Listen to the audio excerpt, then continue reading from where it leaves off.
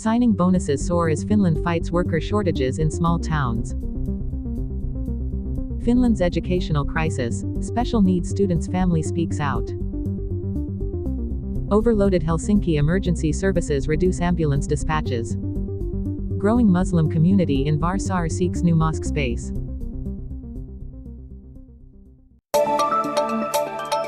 To attract workers to small towns and sectors lacking manpower, many companies in Finland are using signing bonuses of up to thousands of euros.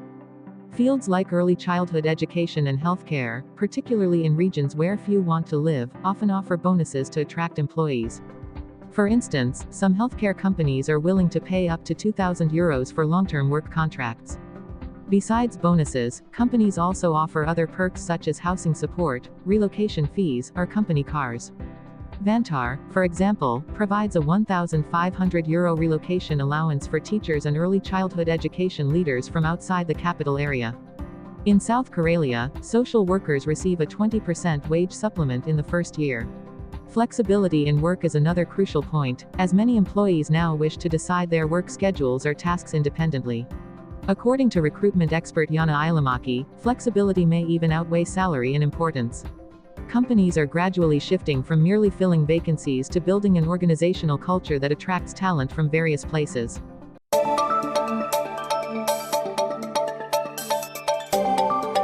Due to labor and skill shortages, many children in Finland lack the necessary support in school, as illustrated by Lotta's case, a family's experience of a failed educational support system.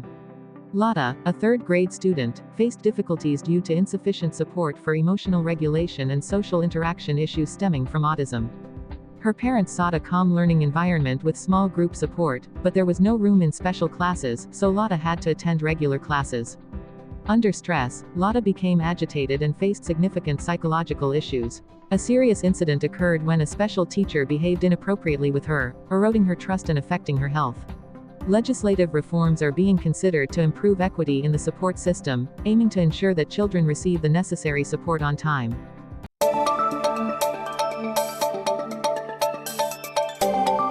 For years, the emergency services in Helsinki have faced a crisis due to the surge in emergency calls. Dr. Katie Per Rarzoki, who oversees emergency care, noted that people tend to call emergency services too readily, creating a significant burden on the system. The number of emergency tasks has nearly doubled over the past 20 years, reaching a peak of 64,000 calls in 2022, averaging 175 emergency calls daily. To ease the load, the emergency center has adjusted risk assessment procedures and reduced non-essential calls. From January to June this year, the number of ambulance dispatches decreased by around 40,000 compared to last year. This has helped maintain the emergency system's capacity amid economic challenges. Parajoki emphasizes that addressing the issue at its root requires community education about alternative options when seeking medical assistance instead of calling an ambulance immediately.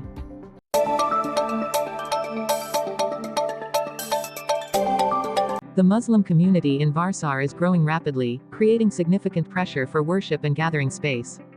Community leader Abdur Rauf Hussein states that the number of Muslims is increasing quickly, primarily among international students. Currently, the community rents 3 spaces for prayer, but it lacks necessary amenities such as prayer rugs, washing areas, and a pulpit. To address the overcrowding, the community is considering purchasing the Verito Canas church and converting it into a mosque.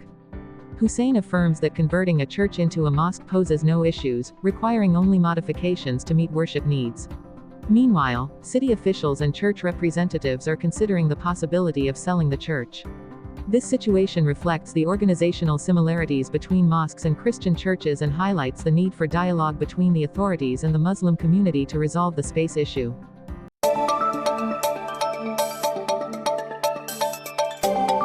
A recent report from the Finnish church shows that despite a growing number of Muslims, Finnish attitudes towards Islam have not changed much. While most Finns accept religious expression through clothing, only about a quarter agree with Muslim dress styles. Hanna Salar-Markki, director of the Finnish Church Research Center, notes that while the number of Muslims has increased, Finns are still not fully accustomed to Islam's presence. The report also indicates that over a third of Finns oppose building a mosque in their area, an attitude unchanged since 2015. However, younger people under 30 are generally more accepting of traditional Muslim women's clothing. Approximately 60% of Finns believe that everyone should have the freedom to wear religious attire and display religious symbols in line with their beliefs.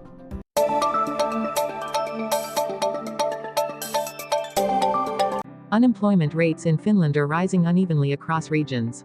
In western municipalities like Pedestrian and Luoto, unemployment is around 2 to 3%, nearing full employment levels. Meanwhile, eastern areas like Soar and Lieksa in North Karelia have high unemployment rates, reaching 15 to 18%. Youth unemployment is particularly alarming in some areas, with 36.4% of young people in Rakkailer unemployed, a 10.5% increase from last year. Conversely, western areas like Luoto, Närpio, and Pedestrian have youth unemployment rates of only 2 to 3%. Expert Rasmus Aero suggests that the disparity between eastern and western unemployment rates will persist, as the West has a more robust business system that better withstands economic fluctuations.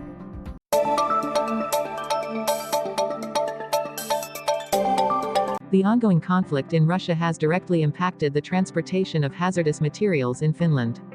According to Anu Häkkinen from Finland's Transport and Communications Agency Traficom, wartime sanctions have significantly reduced the volume of hazardous materials transported across the border, from 4 to 5 million tons to less than 2 million tons annually. In addition to rail, hazardous materials are transported by road, air, and sea. Each year, over 50 million tons of hazardous goods are transported in Finland. Most transports are concentrated between ports and industrial areas, mainly for domestic heating oil and gasoline. However, the gradual decrease in fossil fuel vehicles and the rise in electric cars have altered the demand for these fuels. Additionally, cybersecurity requirements for transporting hazardous materials are increasingly vital to prevent attacks on transportation coordination systems. Hazardous material transport in Finland has revealed several serious shortcomings, potentially endangering rescue forces.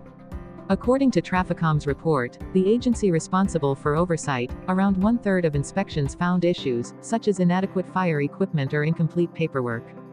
In some cases, hazardous materials were concealed within regular cargo, posing significant risks in emergencies. Common issues include improper cargo binding, lack of protective gear, and inadequate warning signs.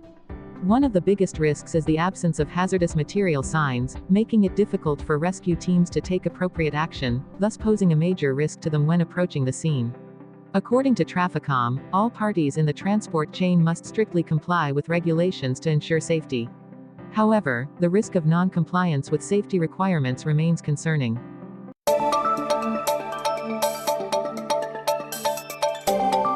Helsinki is planning to build a new €19 million tunnel for cyclists and pedestrians in the western part of the city center.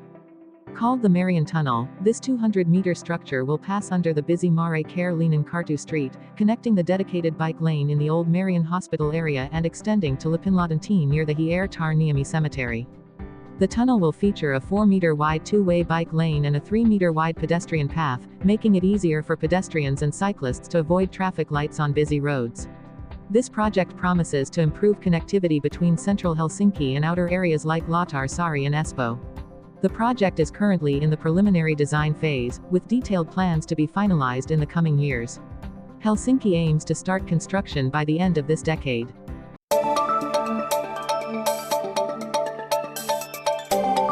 A non-religious elementary school student in Hämeenlinna was awarded €1,500 in compensation after experiencing discrimination at school.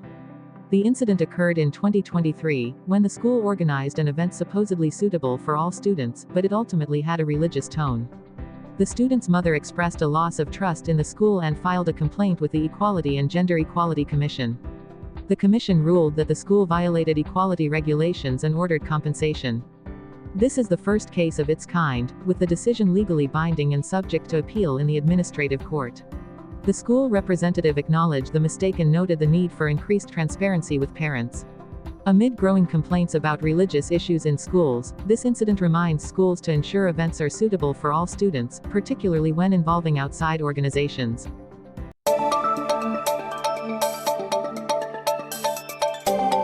Today, the Quickulaar area of Zuuvaskylä buzzed with activity as around 100 residents moved into the new 5-story wooden building. Although the first building in this apartment complex was completed over a year ago, residents were only allowed to move in once the final building was complete to ensure everyone's safety. The apartments opened at noon, and as expected, a large number of people moved in. Residents eagerly took turns using the elevator, excited to settle into their new homes. Apartments in this area, managed by the Wirio and Hannah Foundation, include units for seniors and ownership-based housing. Project manager Harry Harlan noted that moving in on the same day enhances community spirit, giving new residents an opportunity to meet and get acquainted right from the start.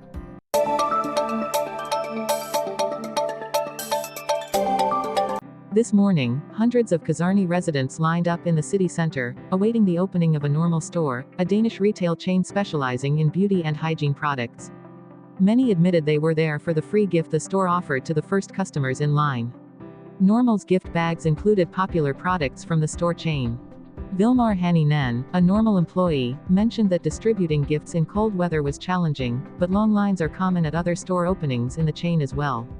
Normal aims to encourage impulse buying, boosting sales through unique, small products, as one person in line described. With a strategy of opening stores in shopping centers and city centers, Normal hopes to attract large numbers of visitors to its stores, increasing the chances of spontaneous shopping.